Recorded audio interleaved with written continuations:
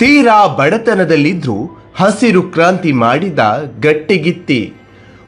ವರ್ಷಕ್ಕೆ 30,000ಕ್ಕೂ ಹೆಚ್ಚು ಗಿಡಗಳನ್ನು ನೆಟ್ಟು ಬೆಳೆಸಿದ ವೃಕ್ಷ ಮಾತೆ. ಪರಿಸರ ಪ್ರೇಮಿ ಪದ್ಮಶ್ರೀ ಪುರಸ್ಕೃತೆ ತುಳಸಿ ಗೌಡ ವಿಧಿವಶ.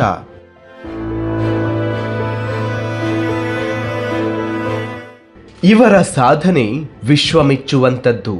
ಹಸಿರಿದ್ದರಷ್ಟೇ ಉಸಿರು. ಭೂವಡಲನ್ನ ಹಸಿರಾಗಿಸಲು ಪಣತೊಟ್ಟ ಗಟ್ಟಿಗಿತ್ತಿ ಇವರು. ಬಡತನದಲ್ಲಿ ಬೆಂದು ಹೋದ್ರೂ ಹಸಿರು ಕ್ರಾಂತಿಯ ಫಲ ಬಿತ್ತಿದ ಪರಿಸರ ಪ್ರೇಮಿ. 14 ವರ್ಷಕ್ಕೂ ಅಧಿಕ ಕಾಲ ಗಿಡ ನೆಟ್ಟು ಬೆಳೆಸಿದ ವೃಕ್ಷ ಮಾತೆ ತುಳಸಿ ಗೌಡ. ಇವರು ವಯೋಸಹಜ ಕಾಯಿಲೆಯಿಂದ ಕೊನೆಯುಸಿರೆಳೆದಿದ್ದಾರೆ.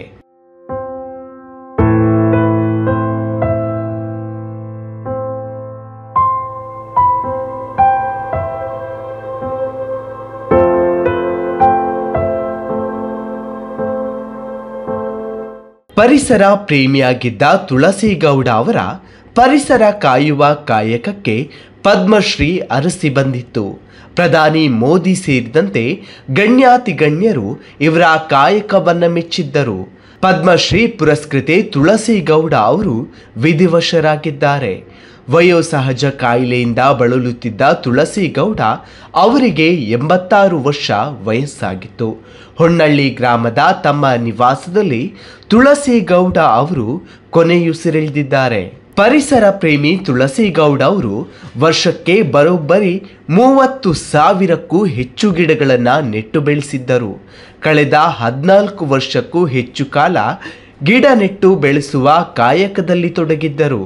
ತುಳಸಿ ಗೌಡ ಅವರ ಮನೆಯಲ್ಲಿ ತೀರಾ ಬಡತನ ಇದ್ರೂ ಹಸಿರು ಕ್ರಾಂತಿ ಮಾಡಿ ಇಡೀ ದೇಶದ ಗಮನ ಸೆಳೆದಿದ್ರು. ತುಳಸಿ ಗೌಡ ಅವರ ಪರಿಸರ ಪ್ರೇಮವನ್ನ ಮೆಚ್ಚಿ ಕೇಂದ್ರ ಸರ್ಕಾರ ಪದ್ಮಶ್ರೀ ಪ್ರಶಸ್ತಿ ನೀಡಿ ಗೌರವಿಸಿದೆ. 2020ರಲ್ಲಿ ಅಂದಿನ ರಾಷ್ಟ್ರಪತಿ ರಾಮನಾಥ್ ಕೋವಿಂದ್ ಅವರಿಂದ ತುಳಸಿ ಗೌಡ ಅವರು ಪದ್ಮಶ್ರೀ ಪ್ರಶಸ್ತಿ ಸ್ವೀಕರಿಸಿದ್ದರು. ವೃಕ್ಷ ಮಾತೆ ತುಳಸಿ ಅವರ ಅಗಲುವಿಕೆ ಲಕ್ಷಾಂತರ ಮಂದಿಗೆ ಬೇಸರ ತರಿಸಿದೆ.